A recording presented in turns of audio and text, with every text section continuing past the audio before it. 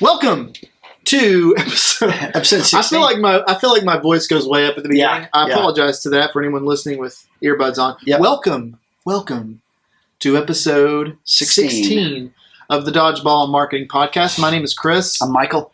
And today, thank you for watching, by the way. If you haven't subscribed already, if you're watching on YouTube, go ahead and hit subscribe. If you're watching on audio, subscribe to the podcast on whatever player you're listening on. We got a ton of content coming up. We're in a spot right now where we're doing a lot of healthcare topics. Yeah, we're talking about some healthcare marketing. And today we're going to talk about healthcare marketing. And the title we're giving this episode is Having a Website is Just a Start. Or you might say going beyond the website. Yep. Managing your online presence is more than just a website. Oh, yeah. I like online presence. You know, Michael, a few years ago, when I say a few, I mean like maybe 15 years ago, people thought healthcare practitioners, when they wanted to check off the digital marketing box, they would say, "Oh, we got a website. We had somebody build us a website. Now we have a website. Internet is done. Internet done. Checked off the box." Yeah. A lot has changed since then. Mm-hmm. Consumer behaviors have changed since then, and what sites people go to, how people buy, and how people evaluate has changed since then. So it's no longer adequate to have that just check off your box. We have a website. It's so important now to think of your entire online presence of which your website is a part of. Yeah. And that's what we're going to talk about. So let's get right into it, Michael. Yep. The first thing, kind of a preamble here, is healthcare is a business. You know, practitioners that's right. Practitioners think about it as care and as doing good in the world, and it is that. Mm-hmm. But it's also a business. You need to make money, and more importantly, you need to be findable wherever people that need your services, need your healthcare, want to find you. That's right. And wherever they're trying to get information from you, you need to show up there. So that's what we mean about online presence. You know, people don't just go to the yellow pages and look for dermatologists near me anymore. They're going to Google top-rated dermatologists in Charlotte. Yeah. And then they're going to go to a site like HealthGrades. Or MRI near me. Right. They're going to go to a site like HealthGrades, and they're going to read other people's reviews. And so they're kind of behaving in that way now. So, Michael, let's talk first about website. I know we said we want to go beyond the website. It's important to go beyond the website. But let's talk about website basics. What does it mean to have a competent website if you are a healthcare provider? Yeah, and we've seen this, and there are a lot of companies they're really big, established, have a real strategic approach to the customer experience or the patient experience.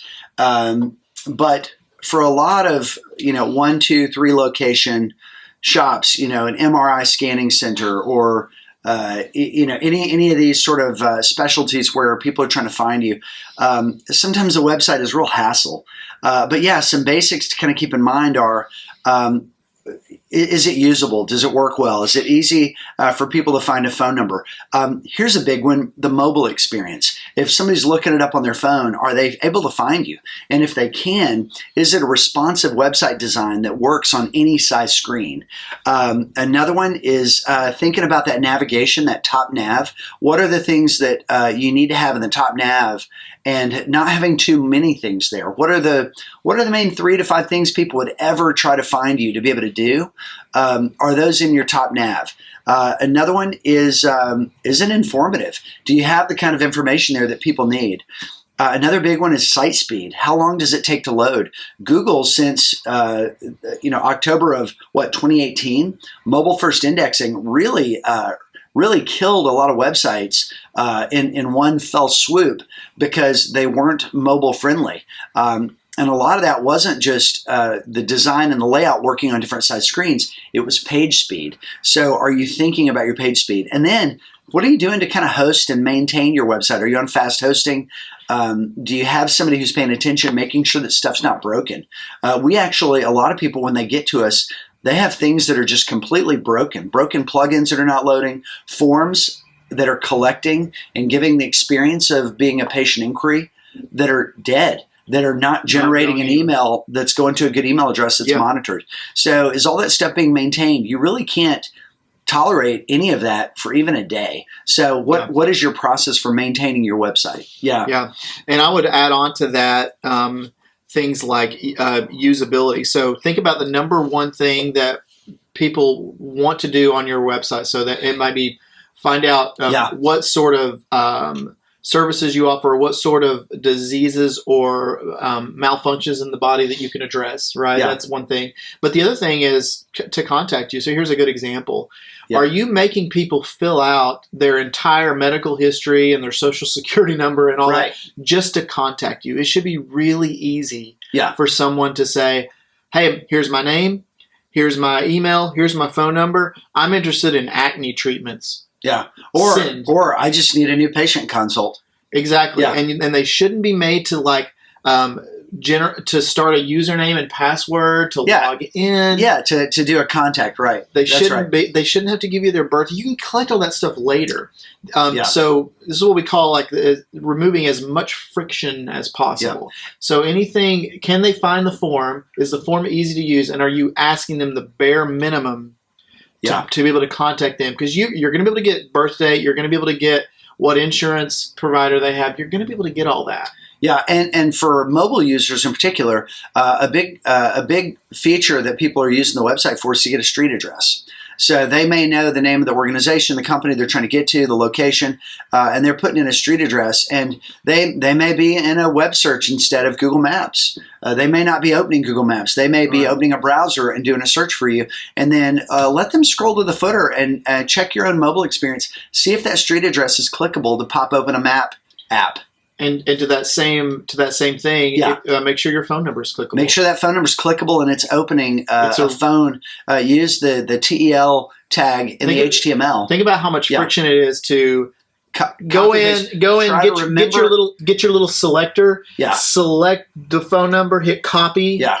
And then move to your phone app. Just make it clickable. And how hard is it to remember 10 digits for 5 seconds? It's kind of hard. It's kind of hard to get it right. And so you want to remove all of those barriers to entry. Yeah. Yeah. So anything people can do on your website, make sure it's very easy for them to do with as little friction as possible. That's right. And then next up, get familiar. Okay, so we talked about the website as not being adequate to kind of check things off the list. So some of these other things that are in the ring of connectedness to your patients, new patients that are outside of your website, are pages on the internet that you can influence because it's your page, or that you can control or influence. So this is going to include maps and directory listings. This is going to include reviews platforms. This is going to include your social media channels and making sure you don't have zombie channels that were started and not maintained. And if you have a profile on YouTube and you've created a video that you loaded once and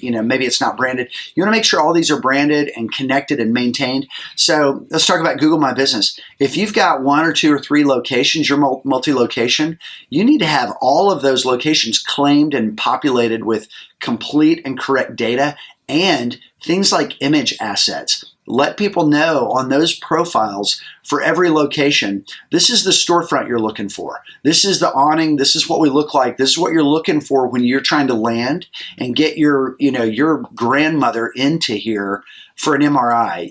People are trying to remove stress. They're trying to understand, where am I going? What am I going to see? What am I going to experience? How can I remove some strain from this situation? And so get those images out there and be present, be available. Right. And that just predicts friendliness. Like, nobody wants to go to a Google My Business profile that doesn't have any pictures of, you can put pictures of your team in there, put pictures of all your doctors. Smiling faces, clean buildings and spaces. Exactly. That's all very important. The other thing we need to talk about is review. So we alluded to this before, but there's a consumerification of healthcare that's happening. And that means that people are no longer, if you're in a specialty field, which most doctors are, people are more and more likely to go out on their own, do a search, look at reviews on sites like Health Grades, on Google My Business, and less likely to go to their primary care and ask for the golden Rolodex that no one knows about. Yes. And here's the dermatologist. Yes. Thank you. People are not behaving that way anymore. Yeah. So that means they're looking to peer reviews. They're looking at review sites. So you need to have a very intentional strategy for claiming those sites, like you mentioned, going to get a Health Grades review site, and having a strategy to push your customers over to those places and advocate for you and leave reviews. what you don't want to happen. So let's say 5 years from now, we're more and more down to that line of that's how people consume healthcare and evaluate users. If you don't start now, you don't want to be at a point where all of the other, suddenly you're in direct competition with all the other specialty providers. Yeah. And they started now, and you started 5 years from now. Well, they've got 100. The dermatologist across town has 100 reviews. Yeah. Everybody's saying how awesome they were and how they cleared up my acne and whatever. Yeah. On the review sites. And if you're starting 5 years from now, you're starting from 0 and they're at 100. Yeah. This is where it's going. You need to have your review sites active, and you need to be pushing content to them. Yes. Yeah. We set up a lot of processes so that we have a patient comes in, has their experience, and then they are contacted with the contact information they provided during their service delivery with just a friendly email that says, "Hey, if you had a great experience."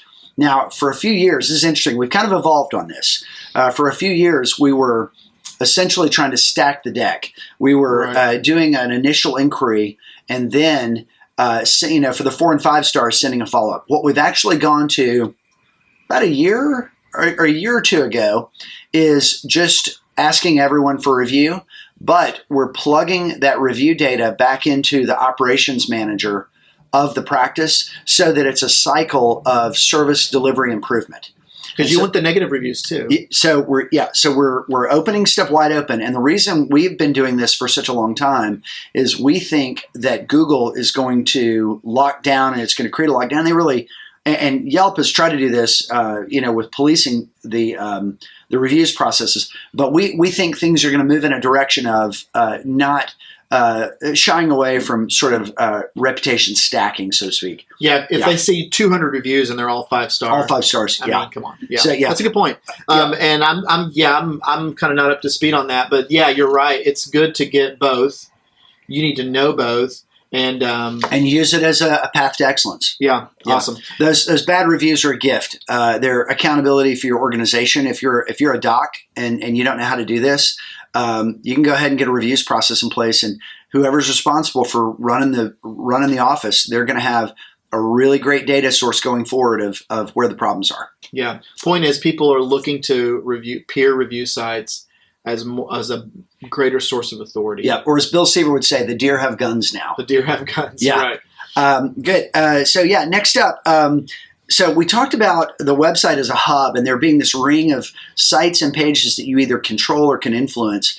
I'm surprised at how many zombie pages we still find, and I'm surprised at how many have inconsistent or incoherent or broken branding.